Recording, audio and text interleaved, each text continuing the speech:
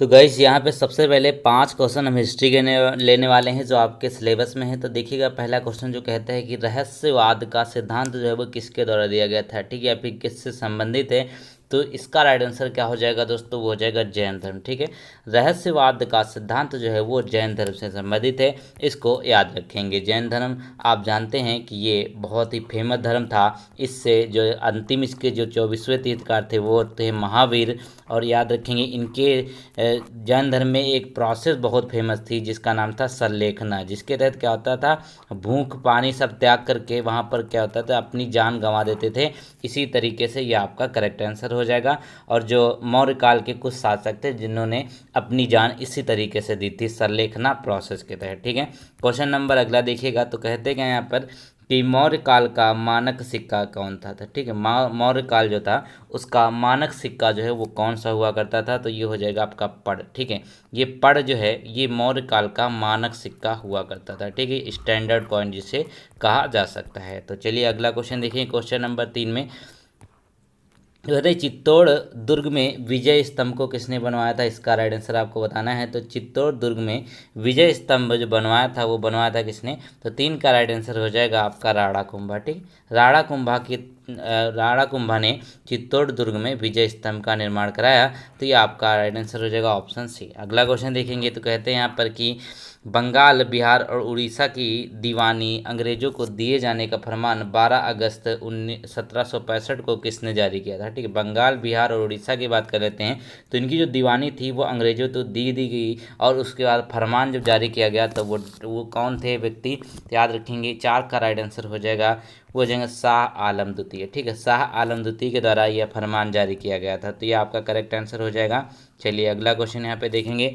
अगले में कहा गया कि जो आपका विशाख दत्त है ना, विशाख दत्त ने मुद्रा राक्षस के में वर्णित नाम चंद्रश्री, ठीक है, के रूप में किस राज्य की पहचान की गई है, ठीक है। विशाख दत्त जो है ये मुद्रा राक्षस की एक पुस्तक है, तो इसमें एक नाम आता है चंद्रश्री, तो इसके रूप में एक राज्य की पहचान करी गई है। तो वहाँ पर वो कौन थे, तो याद रखेंगे इसका राइट आंसर हो जाएगा 5 का, वो हो जाएंगे चंद्रगुप्त, ठीक है। चंद्रगुप्त इसका करेक्ट आंसर हो जाएगा। चलिए ये हो गया आपका करेक्ट आंसर। अगला क्वेश्चन देखेंगे। अब होता क्या है, देखिए 5 क्वेश्चन आपके आने हैं राष्ट्रीय आंदोलन से जो भारत में हुए उनसे पहले। एक इम्पॉर्टेंट बात यह है कि ये वीडियो आप देख रहे हैं विकास चैनल पे, अगर इसको सब्सक्राइब नहीं किया सब्सक्राइब कर लीजिएगा। और पीडीएफ के लिए आपको डिटेल सामने दिख रही होगी, जिसमें टॉपिक वाइज लगभग आपको 10,000 से अधिक क्वेश्चन आपको देखने को मिलेंगे।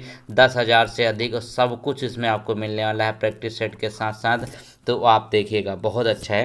क्वेश्चन नंबर 6 की देखेंगे, तो कहते क्या है यहाँ पर कि काकोरी ट्रेन डकैती 1925 में डैश द्वारा आयोजित करी गई, ठीक है। अब काकोरी कांड तो आप लोग सभी जानते हैं, तो ये 1925 में किसके द्वारा आयोजित किया गया था, तो 6 का राइट आंसर हो जाएगा, ये होगा आपका हिंदुस्तान रिपब्लिकन एसोसिएशन, ठीक है। हिंदुस्तान रिपब्लिकन एसोसिएशन के द्वारा 1925 में इसको यहाँ पर अंजाम दिया गया था, ठीक है। काकोरी कांड लखनऊ के पास पड़ता है। चलिए ये आपका करेक्ट आंसर हो जाएगा।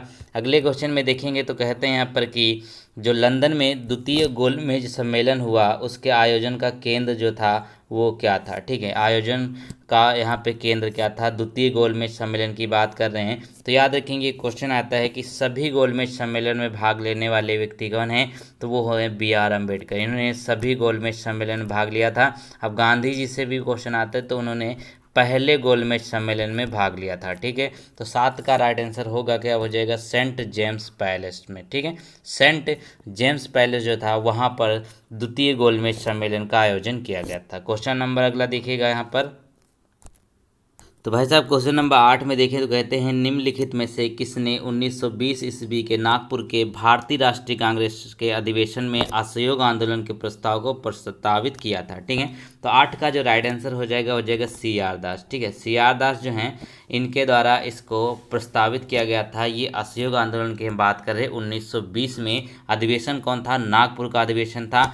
चलिए क्वेश्चन नंबर अगला देखेंगे यहाँ पे 9, तो कहते हैं कि दिल्ली सल्तनत का वह प्रथम सुल्तान कौन था जिसने स्थायी सेना रखी थी, ठीक है। अब दिल्ली सल्तनत की बात करते हैं, तो एक यहाँ पर सुल्तान हुआ जिसने सबसे पहले एक स्थायी सेना रखी, ठीक है। तो होगा क्या इसका राइट आंसर, वो हो जाएगा 9 का आपका सी, अलाउद्दीन खिलजी की तरफ से यहाँ पे स्थायी सेना की व्यवस्था करी गई। इसके साथ साथ यहाँ पे बाजार नियंत्रण प्रणाली की भी स्थापना करी गई, और उसके साथ साथ इन्होंने क्या किया, जो घोड़े थे उनको दागने की प्रथा शुरू करी गई, ठीक है। वस्तु विनिमय पे ज़्यादा खास जोर दिया गया, ठीक है। बहुत सारी चीज़ें यहाँ पे इनके तरफ से करी गई, ठीक है। अब जैसे यहाँ पे सैनिक हुआ करते थे तो उनको नगद वेतन दिया जाने लगा इनके शासन में। चलिए क्वेश्चन नंबर अब देखिएगा 10 में, तो कहते क्या हैं कि जो इंडिपेंडेंस नामक समाचार पत्र है इसका प्रकाशन प्रारंभ किया था किसने, ठीक है। इंडिपेंडेंस नामक समाचार, ये इंडिपेंडेंस है, अब इसको शुरू किसने किया था, तो 10 का राइट आंसर हो जाएगा पंडित मोतीलाल नेहरू, ठीक है। पंडित मोतीलाल नेहरू जो हैं इनके द्वारा इसको शुरू किया गया, इंडिपेंडेंस नामक समाचार पत्र का प्रकाशन, ठीक है। तो अब हमारे खत्म हो जाते राष्ट्रीय आंदोलन के भी प्रश्न। अब चलते हैं आगे, जो आएंगे भूगोल के आपके 5 प्रश्न, ठीक है।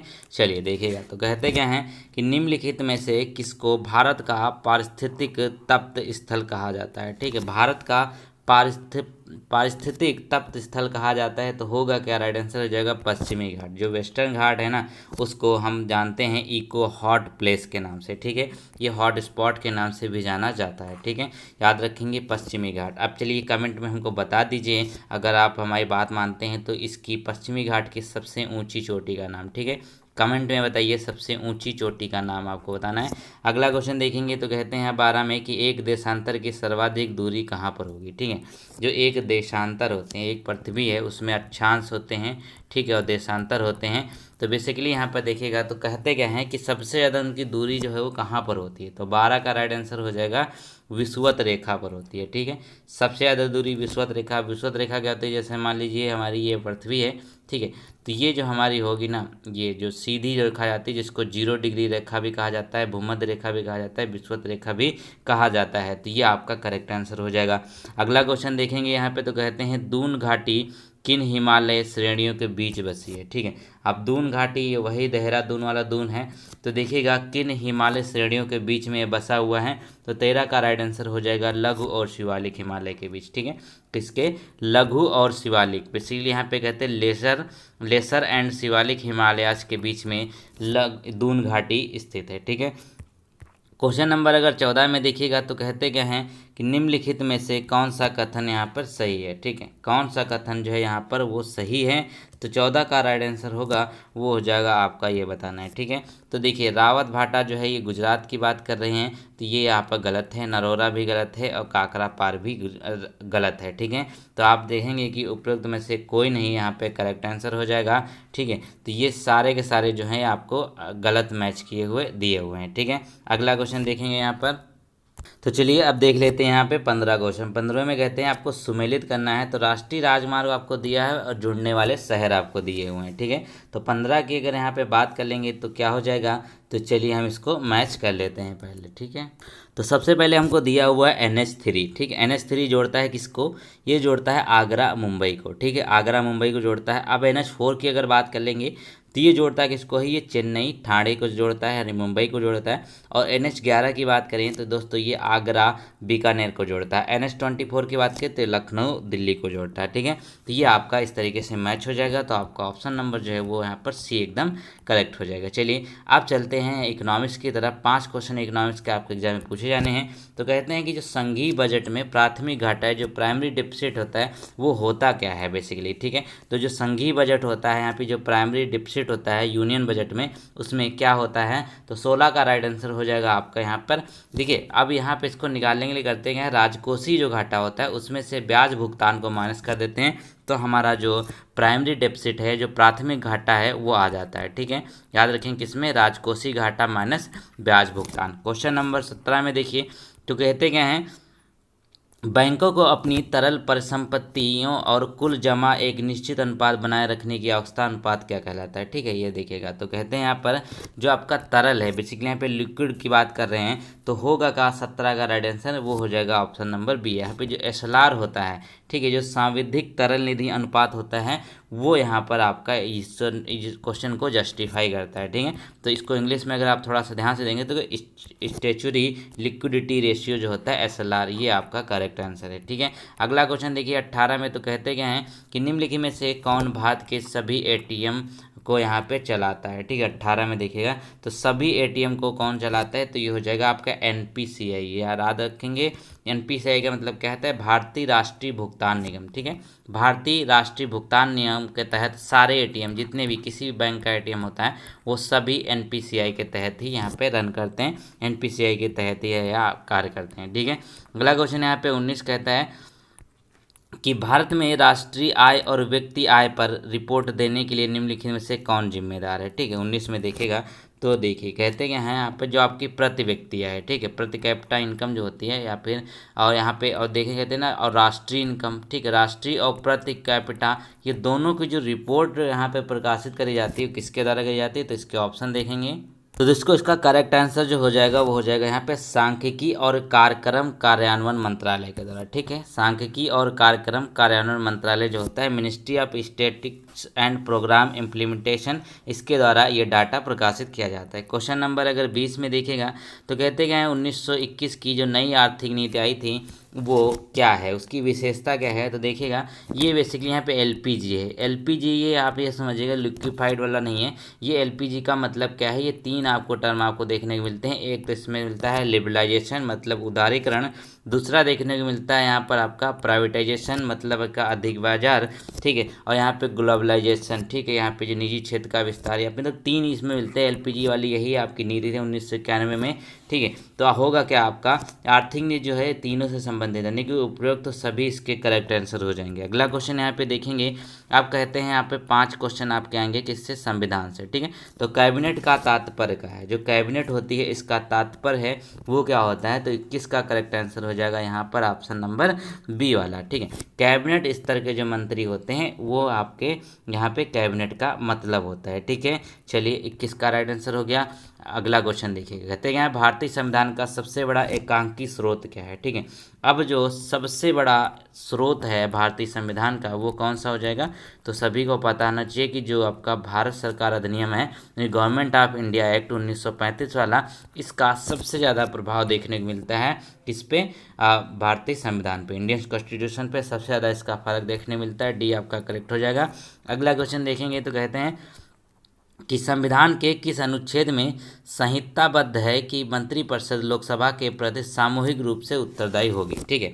अब कौन सा अनुच्छेद यह कहता है जो मंत्रिपरिषद होती है और लोकसभा के प्रति सामूहिक रूप से उत्तरदायी होती है, ये भी क्वेश्चन अलग से बनता है, ठीक है। उसमें ये पूछा जाता है कि लोकसभा किसके प्रति यहाँ पे उत्तरदायी होती है मंत्रिपरिषद, तो वो होती है लोकसभा के प्रति। अब ये किस अनुच्छेद में मेंशन है, वो होगा आपका 75 का भाग 3, ठीक है। अनुच्छेद जो 75 है उसका भाग 3 जो है उसमें आपको ये देखने को मिल जाता है। चलिए ये हो गया। आप देखिए 24 में चलते हैं। 24 में कहते हैं कि राज्य के कार्यपालिका शक्ति का प्रधान कौन होता है, ठीक है। अब राज्य की बात कर रहे हैं यहाँ पे, ये मत समझिएगा पूरे भारत की, भारत का तो राष्ट्रपति हो जाता है। अब एक राज्य की बात कर लेते हैं तो वो कौन सा हो जाएगा, राज्यपाल हो जाएगा, ठीक है। ऑप्शन नंबर बी यहाँ पे एकदम करेक्ट हो जाएगा। राज्यपाल जो होते हैं वो राज्य के कार्यपालिका शक्ति का प्रधान होते हैं। अगला क्वेश्चन 25 जो कहता है ना कि जिला परिषद का सचिव कौन होता है, इसका राइट आंसर जल्दी से बताएं। तो जिला परिषद का जो सचिव है वो कौन होगा, तो 25 का करेक्ट आंसर हो जाएगा यहाँ पर जिला विकास पदाधिकारी, ठीक है। जिला विकास पदाधिकारी जो होते हैं वो जिला परिषद के सचिव होते हैं। ये आपका करेक्ट आंसर हो गया। अब थोड़ा सा एक मेहनत कर लीजिए, लाइक बटन दबा दीजिए, ठीक है, लाइक कर दीजिए। चलिए अब अगला क्वेश्चन देखेंगे यहाँ पर साइंस के 5 प्रश्न। निम्न रोग आपको यहाँ पे दिख रहे होंगे क्वेश्चन नंबर 26 में। तो कहते हैं इनमें से कौन सा जो रोग है वो वायरस के द्वारा होता है, ठीक है। तो वायरस के द्वारा जो रोग होता है वो कौन सा होता है, देखिए अभी इसका नाम ही कहते हैं हेपेटाइटिस वायरस, इस तरीके से बोलते हैं ना, तो याद रखेंगे। आपका ऑप्शन नंबर सी करेक्ट हो जाएगा। इसी पे ये जो वायरस के तहत, अब डेंगू जो होता है वो भी वायरस के तहत होता है, ठीक है। डेंगू जो होता है वो भी यहाँ पर वायरस की तरफ से होता है, ठीक है। चलिए अगला क्वेश्चन देखिएगा। तो 27 में कहते हैं ना कि क्षितिज के निकट सूर्य एवं चंद्रमा दीर्घवृत्ताकार का मतलब क्या, इलिप्टिकल जो प्रतीत होते हैं, ऐसा क्यों होता है, ठीक है। क्षितिज के निकट सूर्य और चंद्रमा जो दीर्घवृत्ताकार है वैसा प्रतीत होते हैं, यह होता किस फेनोमेना के कारण है, तो 27 का राइट आंसर हो जाएगा। वो होता है रिफ्रैक्शन के कारण, ठीक है। जो रिफ्रैक्शन होता है, जो अपवर्तन होता है, इसके कारण हमको ये दीर्घवृत्ताकार या फिर इलिप्टिकल में शेप में दिखाई देते हैं। क्वेश्चन नंबर 28 कहते हैं निम्नलिखित में से कौन अधिक प्रचंड जलन पैदा करता है। ठीक है, जलन जो है सबसे ज़्यादा कौन पैदा करेगा। ठीक है, तो चलिए बताइए। तो 28 का राइट आंसर हो जाएगा यहाँ पर, वो हो जाएगा भाप। ठीक है, देखिए घर में भी कहते हैं ना कि भाप से मत जलना, बाकी चाहे जैसे जल लेना। रोटी की जो भाप होती है वो आपको सबसे ज़्यादा जलाती है, मतलब किसी भी चीज़ की भाप होती है तो स्टीम जो होती है ये सबसे ज़्यादा आपके इंटेंस बर्निंग करने की क्षमता रखता है। ठीक है, याद रखेंगे। चलिए अगला क्वेश्चन देखेंगे। तो कहते हैं यहाँ पर कि जो स्टील की कठोरता प्रदान करने के लिए बढ़ाई जाती है। ठीक है, जो स्टील होता है इसको स्टेबिलिटी या फिर इसकी जो हार्डनेस है उसको बढ़ाने के लिए इसमें मिला दिया जाता है। तो क्या मिलाया जाता है, तो 29 का करेक्ट आंसर हो जाएगा आपका, जल्दी से बताइए। ठीक है, तो इसमें होता क्या है 29 का राइट आंसर, तो स्टील की कठोरता बढ़ाने के लिए इसमें हम क्रोमियम को मिलाते हैं। ठीक है, क्रोमियम को मिला देते हैं, इससे क्या होता है इसकी स्टील की कठोरता जो है वो बढ़ जाती है। ठीक है, डी करेक्ट हो जाएगा। अगला क्वेश्चन देखेंगे तो कहते हैं यहाँ पर कि कौन सा युग्म सुमेलित नहीं है। 30 में देखिए तो कौन सा एक आपको सुमेलित देखने को नहीं मिलता है। ठीक है, तो अब क्या होगा, जो आइसोबार है वो क्या होता है यहाँ पर किससे संबंधित हैं। 30 का देखिए तो होगा क्या यहाँ पर, वो हो जाएगा यहाँ पे वायुदाब, ये सही सुमेलित है। आइसोहाइप जो है वो आपका ऊंचाई से है, आइसोबाथ जो गहराई से है, जो आपका आइसोहेलाइन है ना ये बर्फ वर्षा से संबंधित नहीं होते। तो आपका सी करेक्ट हो जाएगा।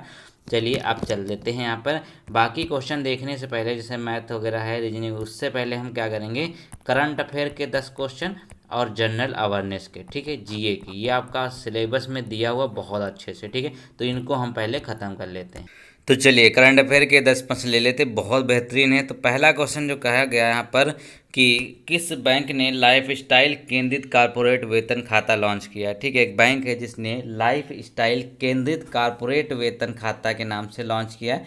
तो 51 का राइट आंसर हो जाएगा यहाँ पर आपका कोटक महिंद्रा बैंक। ठीक है, कोटक महिंद्रा बैंक के द्वारा लाइफ स्टाइल केंद्रित कारपोरेट वेतन शाखा लॉन्च किया गया। क्वेश्चन नंबर 52 में देखिए तो कहते हैं कि सब्जी खाद्य तेल के दाम कम होने से जुलाई 2022 में जो खुदरा मुद्रास्फीति है वो घटकर कितने % हो गई। ठीक है, यहाँ पे बोला गया है कम हुए। मुझे तो नहीं लगता ये दाम कम हुए, अगर आपको लगता है आपके एरिया में दाम कम हुए तो ज़रूर बताइएगा। जुलाई की बात कर रहे हैं, पिछले 2-3 महीने पहले की। ठीक है, तो 52 का जो करेक्ट आंसर होगा वो यहाँ पे हो जाएगा, यहाँ पे 5.71%। यहाँ पे बोला गया कि इतने % ये घटकर रह गई है, खुदरा मुद्रास्फीति घटकर जो है बोला गया 5.71% रह गई।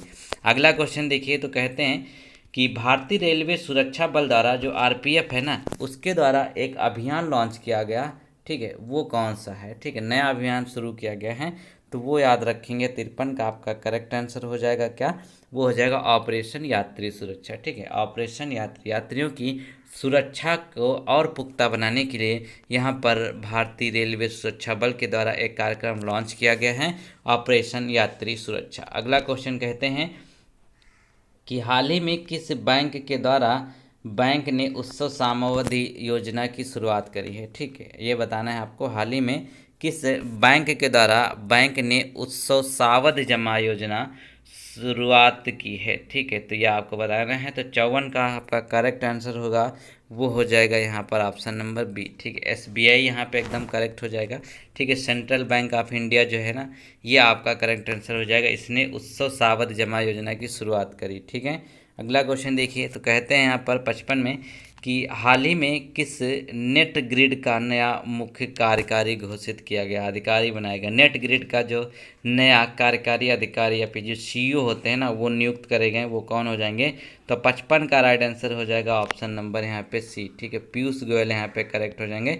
पीयूष गोयल को नया सीईओ बनाया गया है नेट ग्रिड का। चलिए अगला क्वेश्चन देखिए, क्वेश्चन नंबर 56 जो कहता है, अगले क्वेश्चन में देखेंगे तो कहते क्या है कि अखिल भारतीय डीएलएसए बैठक का उद्घाटन किसके द्वारा किया गया है। ठीक है, डीएलएसए बैठक का उद्घाटन किसके द्वारा किया गया, तो 56 का राइट आंसर हो जाएगा यहाँ पर, ये होगा आपका बी, नरेंद्र मोदी के द्वारा डीएलएसए बैठक का उद्घाटन किया गया। तो ये आपका करेक्ट आंसर हो जाएगा। ठीक है, बी वाला। अगला क्वेश्चन देखेंगे तो कहते हैं यहाँ पे भारतीय कृषि अनुसंधान परिषद जो आपका आईसीएआर है उसके नए महानिदेशक कौन चुने गए। ठीक, आईसीएआर के नए महानिदेशक जो हैं वो कौन चुने गए।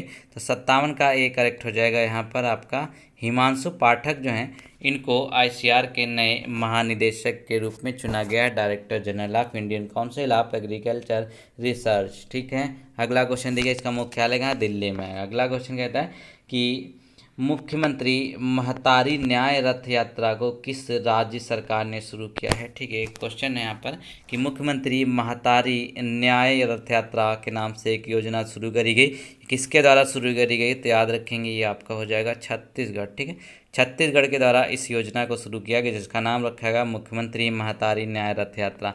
अगला क्वेश्चन कहता है यहाँ पे 59 में कि गूगल मैप्स ने स्ट्रीट व्यू सेवा को किस देश में लॉन्च किया गया। ठीक है, एक यहाँ पे लॉन्च हुआ है जिसका नाम क्या है, गूगल मैप्स ने स्ट्रीट व्यू सेवा, तो इसको लॉन्च किया गया है। 59 का राइट आंसर हो जाएगा आपका भारत में। ठीक है, ये भारत में लॉन्च किया गया है, इसको याद रखेंगे। अगला क्वेश्चन कहता है यहाँ पे 60 में कि चाबहार दिवस सम्मेलन की शुरुआत कहाँ हुई है। ठीक है, चाबहार दिवस सम्मेलन की जो शुरुआत हुई वो कहाँ पर हुई, तो जिसका राइट आंसर हो जाएगा 60 का, वो हो जाएगा ऑप्शन नंबर सी, यानी कि मुंबई में इसकी शुरुआत करी गई, चाबहार दिवस सम्मेलन, ये आप याद रखेंगे। अगले क्वेश्चन की तरफ चलते हैं। करंट अफेयर के 10 प्रश्न पूरे हुए हैं। चलिए अब देख लेते हैं जनरल अवेयरनेस के अगले 10 प्रश्न। ठीक है, कहते हैं जो फ्रैंक किस देश की मुद्रा है। ठीक है, एक फ्रैंक है, यह बेसिकली किस देश की मुद्रा है, तो 61 का जो राइट आंसर होगा यहाँ पर वो हो जाएगा आपका ऑप्शन नंबर सी। ठीक है, ऑप्शन नंबर सी का मतलब क्या है, स्विट्जरलैंड से संबंधित। ठीक है, फ्रैंक जो है वो स्विट्जरलैंड से संबंधित है, ये आपका करेक्ट आंसर हो जाएगा। यहाँ की ये मुद्रा है फ्रैंक। अगला क्वेश्चन देखिए, तो कहते हैं कि निम्नलिखित में से कौन भारतीय पुलित्जर सम्मान से सम्मानित नहीं है। ठीक है, अब भारतीय पुलित्जर सम्मान से जो इसमें से सम्मानित नहीं है वो कौन व्यक्ति हैं, तो याद रखेंगे वो हो जाएंगे यहाँ पर मुल्क राज आनंद। ठीक है, बाकी जितने भी हैं इसमें अगर देखें झुम्पा लाहिड़ी, गोविंद बिहारी गोता आनंद, इन सभी को पुलित्जर सम्मान से ऑलरेडी नवाजा जा चुका है। अगला क्वेश्चन कहते हैं यहाँ पे 63 में कि keeping the faith memoirs of an parliamentarian, भी पुस्तक के लेखक कौन है, keeping the faith memoirs of a parliamentarian, तो इस पुस्तक के लेखक हैं। 63 का राइट आंसर हो जाएगा बी, यानी कि सोमनाथ चटर्जी। ठीक है, ऑप्शन नंबर बी करेक्ट होगा, सोमनाथ चटर्जी जो हैं वो यहाँ पर इसके लेखक हैं। अगला क्वेश्चन देखिएगा यहाँ पर क्वेश्चन नंबर 64 में देखिए, तो इस कहते हैं ना कि इसमें से कौन सा एक सुमेलित नहीं है। ठीक है, ये आपको बताना है कौन इसमें सुमेलित नहीं है, तो 64 का जो करेक्ट आंसर हो जाएगा दोस्तों, ये पहले हम यहाँ पे देख लेते हैं क्या कहते हैं कि बीसीसीआई आपको दिख रहा है, पीसीएस दिख रहा है, सीए दिख रहा है, तो इसको हम चलिए मैच करते हैं।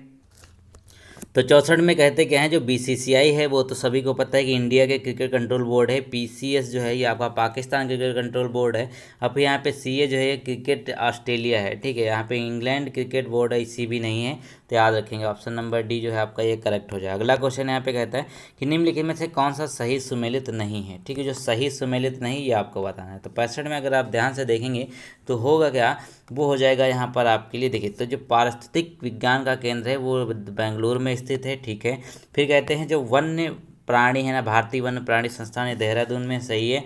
फिर आप कहते हैं यहाँ पर आपका जो ऑप्शन नंबर सी दिख रहा है आपको, कहते हैं भारतीय वन प्रबंधन संस्थान, ये आपका कहाँ पे है, ये 65 का जो है आपका यही गलत है। ठीक है, ये आपका कोलकाता में नहीं है। ठीक है, अब अगला क्वेश्चन यहाँ पे देखेंगे तो कहते हैं यहाँ पर डी वाला, तो कहते हैं हिमालयी पर्यावरण विकास का जो यहाँ पे है संस्थान वो कहाँ पर है, वो अल्मोड़ा में स्थित, ये भी सही आपको दिया हुआ, तो ऑप्शन नंबर जो है सी वो करेक्ट हो जाएगा, यहाँ पे वही आपको गलत दिया हुआ है।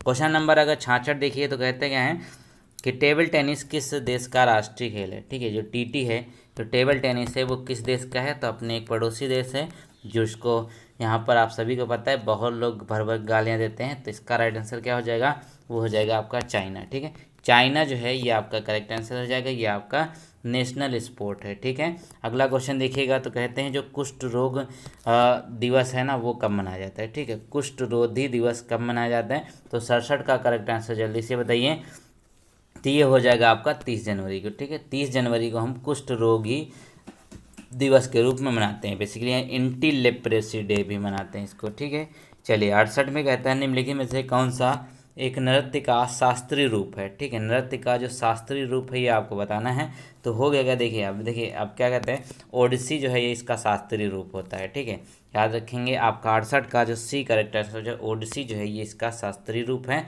अगला क्वेश्चन देखिएगा तो कहते हैं भारतीय अंतरिक्ष कार्यक्रम का जनक किसे कहा जाता है। ठीक है, भारतीय अंतरिक्ष कार्यक्रम का जो जनक है वो कौन कहे जाते हैं।